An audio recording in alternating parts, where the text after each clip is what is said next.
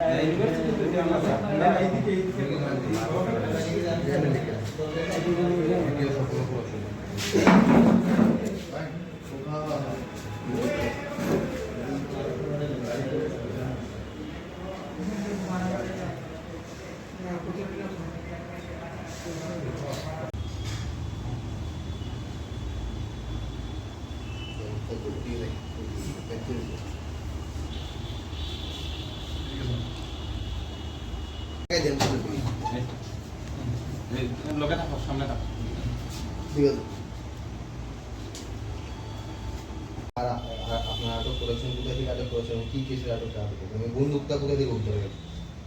বিকালবেলা আমাদের SDPO sir আমাদেরকে একটা খবর দেন, কলমচড়া পিএসের আন্ডারে একটি ঘটনা হয়েছে।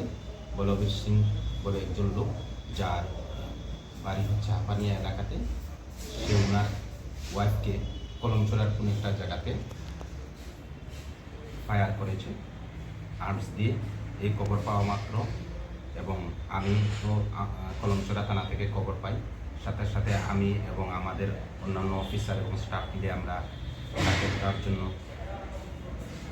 উদ্যোগ নিই এবং আমরা প্রায় 1 ঘন্টা পরে তাকে আমরা হাপানিয়া এলাকা থেকে ধরতে সক্ষম হই, বলবীর সিংকে।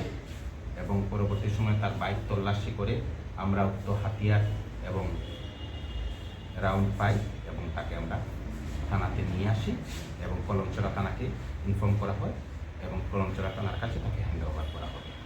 কি কারণে কলমচড়া নিয়ে গেছে, কিছু কি পাওয়া গেছে বা কেনই বা গুলি করতে চেয়েছিল? এটা ইনভেস্টিগেশন ব্যাপার এবং কনসার্ন থানাতে অলরেডি কেস হয়েছে, কলমচড়া পেয়েছে, ওইটা ইনভেস্টিগেশনে চলে আসে। ওনার বউ কীরকম রয়েছে এখন, কোথায় আছে?